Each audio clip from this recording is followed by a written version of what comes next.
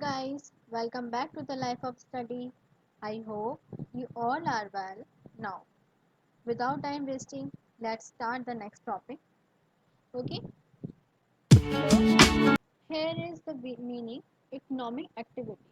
So, in this video, I would like to teach you that what is economic activity and its types, and second is non-economic activity and the difference between business profession and employment in the next. ठीक है, सो हम पहले बात करते हैं कि economic activity क्या होती है. So it refers to that activity which is undertaken with the objective of earning money. Economic activity क्या है? एक ऐसी एक्टिविटी जिसका मेन एम क्या होता है? ओनली प्रॉफिट अर्न करना, ओनली मनी अर्न करना. मनी हम किस किस चीज़ों से अर्न कर सकते हैं? From business, profession and employment. Clear? So example of economic activities: buying and selling of goods, doing legal practice, and working in some factory. Buying and selling of goods means सामान को खरीदना और उसको बेचना. उससे क्या होगा? हमें पैसे अर्न होंगे, मनी अर्न होगा. Second is doing legal practice, यानी कोई क्या है, लॉयर है, वो अपने क्लाइंट्स को डील कर रहे हैं और उनसे क्या ले रहे हैं? फीस ले रहे हैं, तो वहाँ से भी उनको मनी अर्न हो रहा है. Third is working in some factory, यानी कि कुछ जो लेबर है, क्योंकि लेबर क्या कर रही है? लेबर वर्क कर रही है फैक्ट्री में. ठीक है, तो उनको कहाँ, वहाँ से क्या मिल रहा होगा? वहाँ से उनको वेजेस मिल रहा होगा. सैलरी और वेजेस में डिफरेंस है. सैलरी जो है वो एम्प्लॉयमेंट, यानी कि अगर कोई एम्प्लॉय है तो उसको सैलरी मिलेगी, और अगर कोई लेबर है, वो फैक्ट्री में वर्क कर रहे हैं, कहीं और काम कर रहे हैं, ठीक है, बिल्डिंग कंस्ट्रक्ट हो रही है तो वहाँ लेबर लग रही है, तो उनको वेजेस मिलते हैं. ठीक है, तो सैलरी और वेजेस में डिफरेंस क्लियर हुआ. सैलरी किसको मिलेगी? एम्प्लॉयज़ को. ठीक है, जैसे टीचर्स हो गए, उनको वहाँ अपनी जॉब से क्या मिलेगी? सैलरी मिलेगी. कहीं कंपनी में कोई बंदा काम कर रहा है तो वहाँ से उनको क्या मिलेगा? सैलरी मिलेगी. और फैक्ट्री वगैरह में काम कर रहे हैं मजदूर लोग, लेबर्स, तो उनको क्या मिलेगा? वेजेस मिलेगा. क्लियर? सैलरी एंड वेजेस में डिफरेंस. ठीक है, आगे बात करते हैं. Economic activity has divided into three categories. Economic activity क्या है? थ्री कैटेगरी में डिवाइडेड है, थ्री कैटेगरीज में. So what is their three categories? Business, profession and employment. So economic activity has divided into three categories. First one is business, second is profession, and then third is employment. बात करते हैं business क्या होता है. It refers to an activity which aim is to earn profit through production and sale of goods. Business का main मकसद क्या है? एम क्या है? यानी बिजनेस क्या है? इकोनॉमिक एक्टिविटी है जिसका एम होता है प्रॉफिट अर्न करना. किसके through? Production and sale of goods, सामान को बनाना और उसको बेचना, वहाँ से प्रॉफिट अर्न करना, मनी अर्न करना, ये बिजनेस में होता है, जो कि बिजनेसमैन करते हैं. Second is profession. It is that economic activity which is conducted by the person having some special knowledge and skills. ये किसके द्वारा कंडक्ट की जाती है? ऐसा पर्सन जिसके पास किसी चीज़ को करने की स्पेशल नॉलेज हो, स्किल हो, उस वो अपनी सर्विस रेंडर कर रहा है और उसके थ्रू, यानी इन रिटर्न में उनको क्या मिल रहा है? अपनी फीस वो गेन कर रहे हैं, गेट कर रहे हैं. जैसे कि कोई भी डॉक्टर हुए तो वो अपनी क्लिनिक पर है, क्लिनिक पे वो अपने पेशेंट्स को डील कर रहे हैं. इन रिटर्न में क्या मिल रहा है उनको? उनको उनकी फीस मिल रही है, राइट. लॉयर हुए, वो भी अपने क्लाइंट को डील कर रहे हैं ऑफिस में, तो वहाँ से क्या मिल रहा है? उनको फीस मिल रही है. ठीक है. सीए, चार्टर्ड अकाउंटेंट, उनको भी क्या है? उनका खुद का प्रोफेशन है, having special knowledge and skills about accounts. So उनको क्या मिल रहा है? उनको भी फीस मिल रही है through their clients, right. Third is employment. Employment ये एक टाइप का कॉन्ट्रैक्ट है. एक्चुअली ये भी इकोनॉमिक एक्टिविटी है, बट इसको हम क्या बोलेंगे? कॉन्ट्रैक्ट है, क्योंकि यहाँ पर टीचर जो हैं, जैसे टीचर की बात करते हैं, एग्जाम्पल लेते हैं टीचर का. वो स्कूल में जॉब करते हैं, तो वो टीचर क्या हो गए? एम्प्लॉयज़ हो गए. टीचर जो हो गए वो एम्प्लॉयज़ हो गए.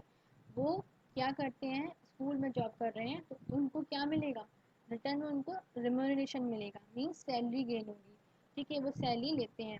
ठीक है, तो ये एक टाइप का कॉन्ट्रैक्ट किया ना उन्होंने, स्कूल के थ्रू, मतलब स्कूल के साथ उन्होंने क्या किया? एक कॉन्ट्रैक्ट किया, जिसके उसके द्वारा उनको क्या मिल रहा है रिटर्न में, रिम्यूनरेशन मिल रहा है। रिम्यूनरेशन मीन्स सैलरी गेट हो रही है, राइट।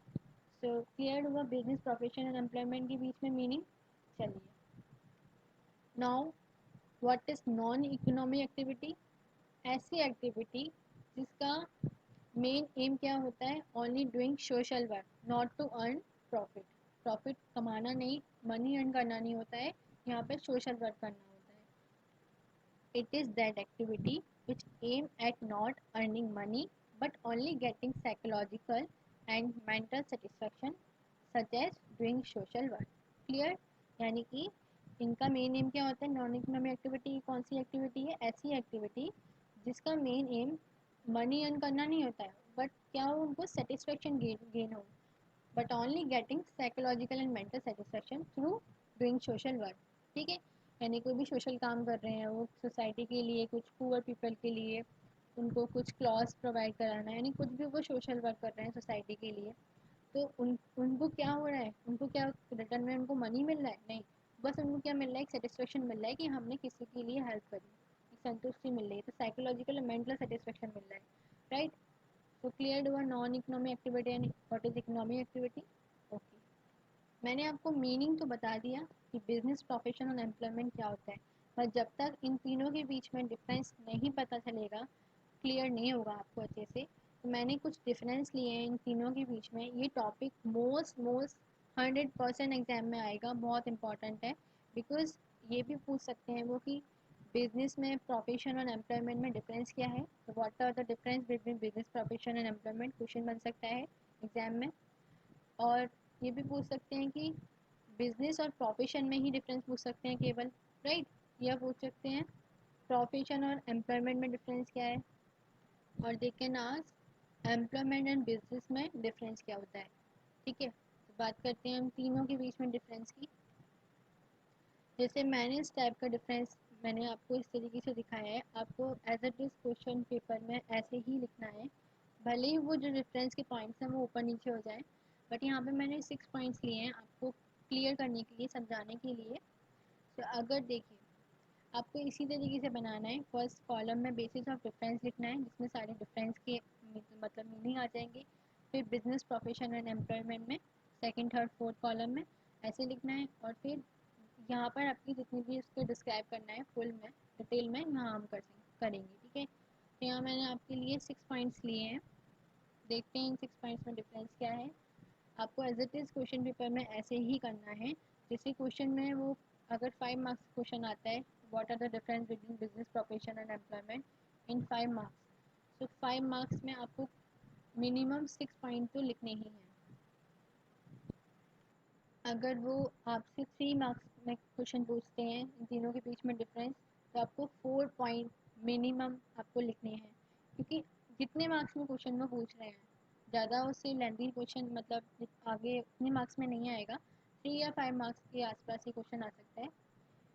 ठीक है, तो आपको अगर जितने मार्क्स के भी क्वेश्चन पूछ रहा है तो आपको एक इंक्रीज करके उस डिफरेंस को लिखना है। जैसे अगर 5 का है तो 6 पॉइंट लिखते हैं, 3 का है तो 4 पॉइंट लिखते हैं मिनिमम। ठीक है, मैक्सिमम आप कर सकते हैं जितना भी आपको उस चीज़ के बारे में नॉलेज होगा आप और डिफरेंस कर सकते हैं, बट मैंने यहाँ पर आपके लिए 6 पॉइंट लिए हैं। तो first point is nature of work, means business profession and employment का वर्क क्या होता है, उनका काम क्या होता है, उसका नेचर क्या है। The first is business, production of things and services and buying and selling. Businessman क्या करता है, ठीक है, यानी कि जिसका बिजनेस है वो क्या करेंगे, उस चीज़ को बनाना, उस गुड्स को प्रोड्यूस करना, उसको है ना, उस गुड्स को प्रोड्यूस करना, उसको खरीदना और उस गुड्स को सेल कर देना, ये बिजनेस का काम हुआ। ठीक है, प्रोफेशन में क्या होता है, एज अ स्पेशलिस्ट वो क्या करते हैं, सर्विस रेंडर करना, personal service as a specialist. जैसे वो डॉक्टर हैं तो वो क्या करेंगे, अपनी सर्विस रेंडर करेंगे अपने पेशेंट्स को, वो डील करेंगे। ठीक है, और एम्प्लॉयमेंट में अपॉइंटमेंट लेटर के बाद उनको क्या कर देंगे, वो ज्वाइन कर सकते हैं कहीं भी। जैसे वो टीचर हैं, एम्प्लॉयमेंट में अगर कोई भी क्या है टीचर है, तो टीचर क्या हो गए, एम्प्लॉयज़ हो गए वो उस स्कूल के। ठीक है, वो टीचिंग टीचर जो हो गए वो एम्प्लॉयज़ हो गए, और एम्प्लॉयर कौन हुआ, वहाँ का मेन ओनर। ठीक है, सो वो उनको कब जॉब मिलेगी, अपॉइंटमेंट लेटर के बाद में, ठीक है, तो ये फर्स्ट पॉइंट हुआ nature of work of business profession and employment. Second is commencement.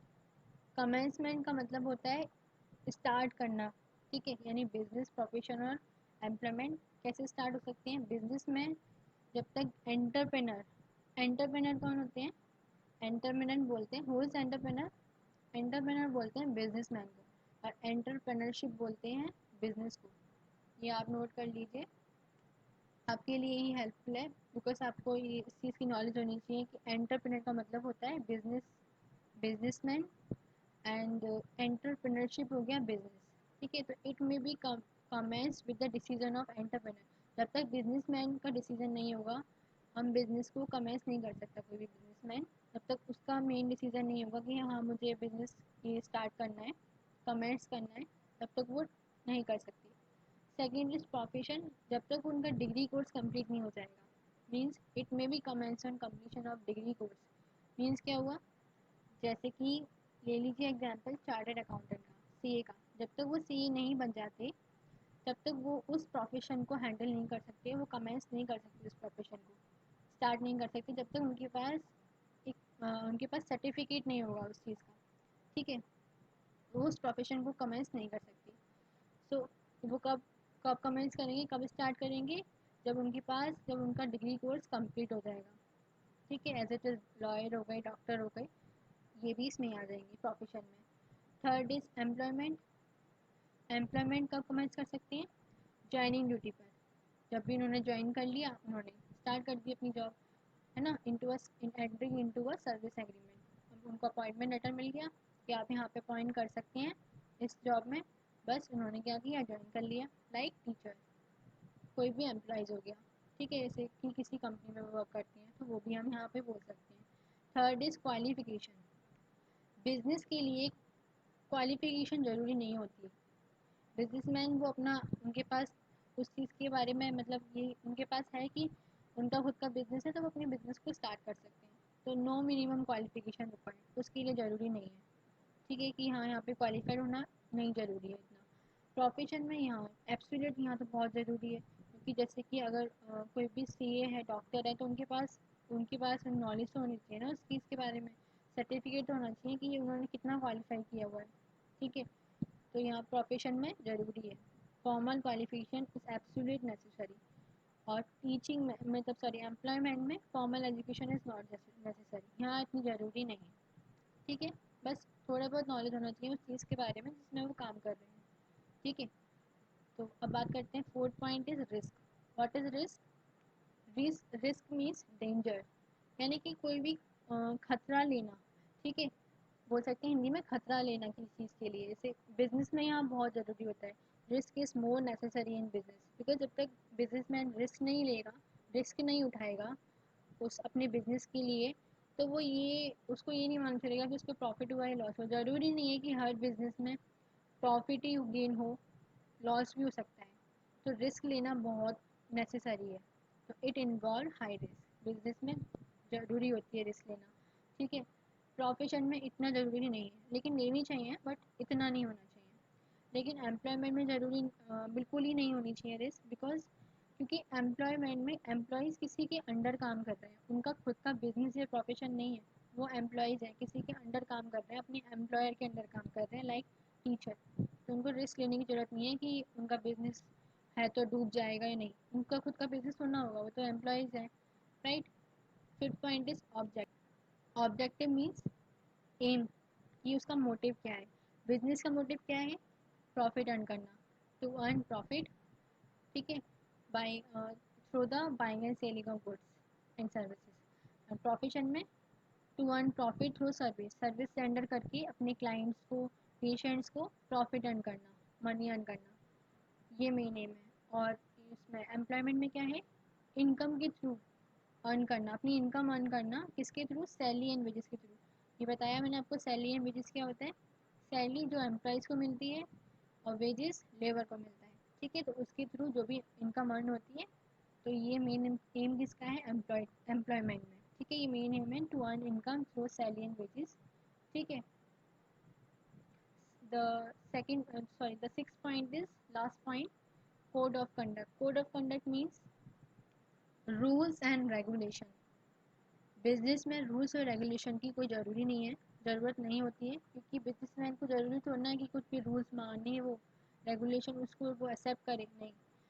तो नो कोड ऑफ कंडक्ट, ठीक है, यहाँ कोई रूल्स एंड रेगुलेशन नहीं होता है।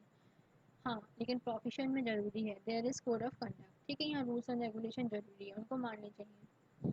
और एम्प्लॉयमेंट में देयर इज़ अ कॉन्ट्रैक्ट, उनके बीच में क्या होना चाहिए, कॉन्ट्रैक्ट होना चाहिए institute of conduct, code of conduct, यानी रूल्स और रेगुलेशन की हटा के उनके पास क्या होना चाहिए, कॉन्ट्रैक्ट होना चाहिए, उसकी वजह कॉन्ट्रैक्ट होना चाहिए, right. So these are the difference between profession and employment. So I hope guys you learned it, you liked it. If you liked it, so please subscribe my channel and press the bell icon by which you will get my uploaded notification of my videos. So friends, see you with the next video of mine. Bye bye and take care.